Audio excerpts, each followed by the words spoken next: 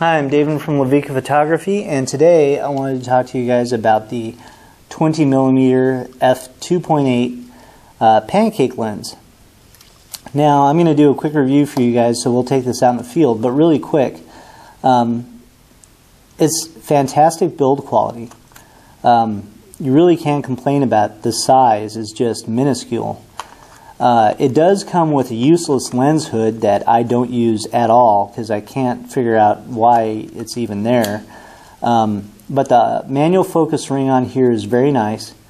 Really smooth autofocus, tracks very well. Outside of that, it's a, I'm not sure if it's a triplet or tesser design. It does have a little brother, the 16mm f2.8, which I would definitely stay clear from because that lens is so bad.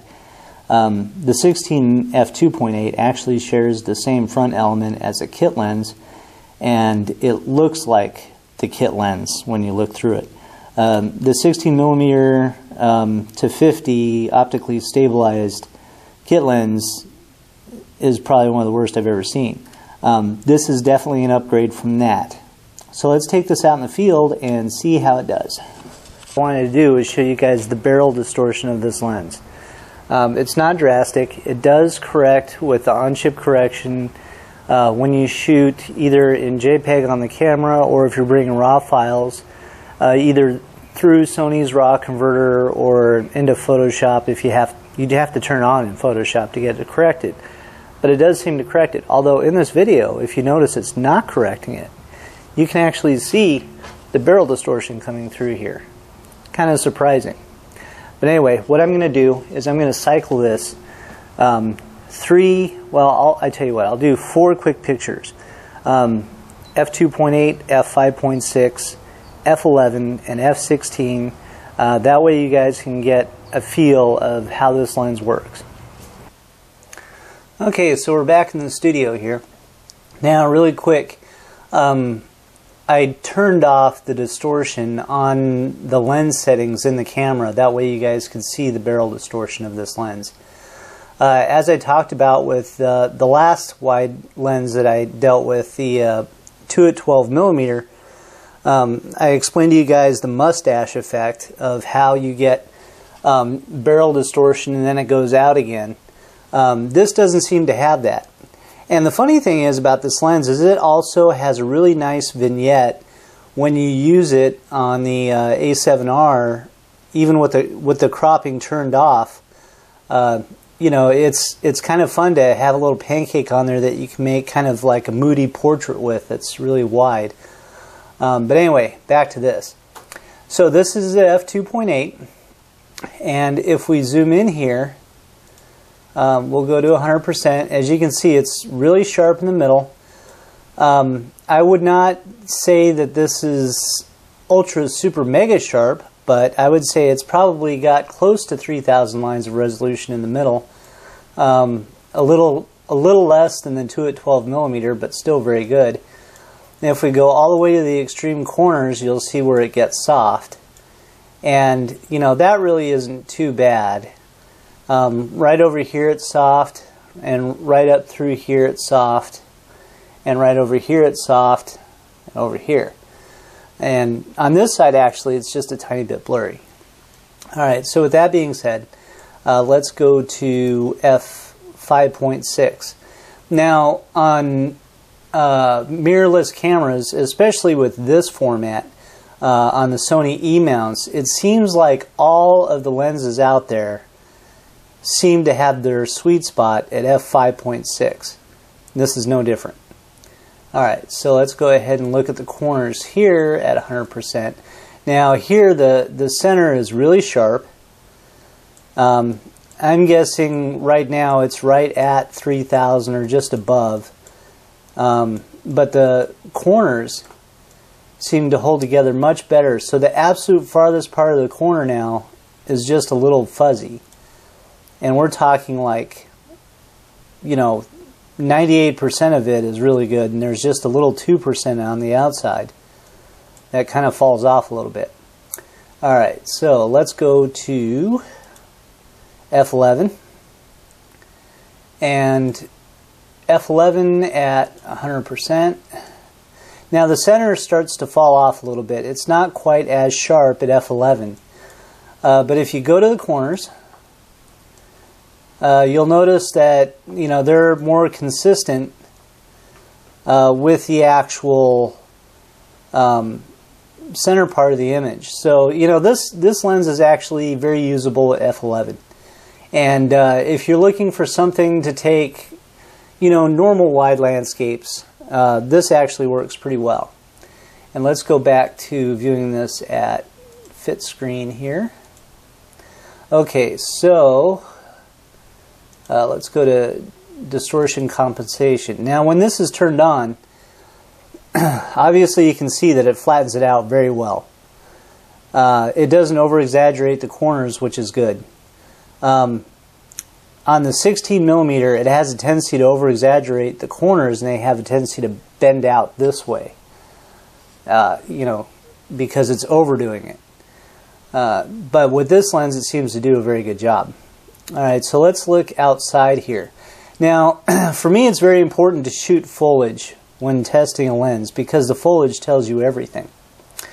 Alright, so let's turn, the distortion control is off. So, again, this is outside. As you can see, it's very sharp in the middle. We do have a little bit of wiggle because there is a breeze outside. This is shot at ISO 100. All of these were shot at ISO 100. Now, on the extreme corners here, let me go into 400%. Okay, you can see on the very far corner you got purple flaring through here, and it's very soft. Now if we turn the distortion compensation on, we gotta wait for it here, it corrects some of that. Still not perfect, but overall really not bad, because if you see how tiny the square is, we're talking, again, this is 98% of the lens is really pretty good, and then the farthest parts are just a little fuzzy and blurry, and this is wide open. Typically though, if I'm shooting with this lens wide open, I'm not shooting landscapes, I'm shooting environmental portraits with people in it. Okay, so let's go to f5.6 here, and we'll zoom into this, and we'll go in at 200%. Now here you see this is of course the sweet spot of the lens, and very sharp all the way through, a lot better flare control, except for this extreme corner again. And if I turn the distortion compensation on, then it seems to correct almost all of it except for the very extreme edge. That's really pretty solid. Alright, now let's look at the lower ground area here. This is much sharper. Still falling off a little bit, but overall really pretty good. So here's some tracking footage going sideways. And a lot of lenses will have a tendency to hunt in front of and behind objects. And this doesn't seem to have a problem at all. Alright, so here we are flying down the street, and the spot focusing in front seems to keep the focusing where you want it to on this lens. Again, there's no hunt. Alright, so let's try the Bokeh Blur test. And this in video, you're talking about a third of the size of the photo that you can actually take. So we'll actually take a photo too. But really quick, let's just see how well this does. Now, wide-angle lenses usually don't have much bokeh blur, because the wider you get, the more increased depth of field you get. And because you're on an APS-C size sensor, it's even more increased. So I don't expect a whole lot, but let's check it out. So here, again, is my favorite robot baby. Oh yeah, isn't he cute? But anyway, check out the actual bokeh blur behind him, and you'll get an idea of the quality of blur. Now this is wide open at 200th of a second at ISO 800. Such a happy little baby. He's smiling. I just love this little guy. Anyway, let's go see what this does out in the field. Alright, so outside, I'm focusing on some lemon cypress here. And you can see in the background I've got a nice blurry background. It's probably the object in front of me is 2 feet away, and then behind that, to get to the back wall, is maybe 30 feet. So really it looks pretty good. If I go all the way down here, and then all the way up. And again, our focus tracking seems to do really well on here. So at f2.8, I focused in the center here, and we've got nice bokeh in the front and nice bokeh in the back. It does get a little choppy where there's high contrast areas. So let me go to 200% here, and you can see the actual flaring of the bokeh. Now this is only because it's outdoors. Indoors it does much better, and we'll look at that next. Okay, so here's our happy little robot baby. He cracks me up. Anyway, let's go in at 200%. Now you can see the center sharpness is really very good. The flare control is excellent wide open. Much better than I ever thought. Let me go in at 100% here. Now if we take a look at the blurry edges on the outside, it seems to have a very nice bokeh, very buttery. Let me go to fit to screen here so that way you can actually see. And if I turn the distortion compensation off, you notice that it doesn't really do much for the vignette when I turn that on or off. That's because this lens doesn't really have a huge vignetting problem. The next lens that I'm going to review is the 35mm f1.8, and talk about flaring, or actually, having a center hotspot with vignetting. That lens is full of it, but it does it in kind of a nice way.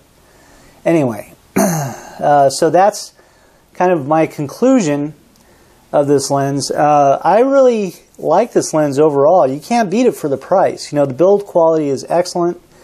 It's extremely sharp for its size. Now, Pancake lenses are notorious for being soft, and they always have been. And Pancake lenses aren't something that's new. This has been around for a while. As a matter of fact, the first Pancake lens I ever used was a Nikon 45mm f2.8, and I loved the size of it, but the quality was just crap compared to this. So you really, can't go wrong with it. Like I said, you can find these used for about $200. New, they're about $350. The portability factor just makes it wonderful. Anyway, I'm going to leave you guys with a little video I did of my pets, because I know a lot of you guys like to film pets, and this is a great lens to do it. So we'll talk to you later. You guys have a good day.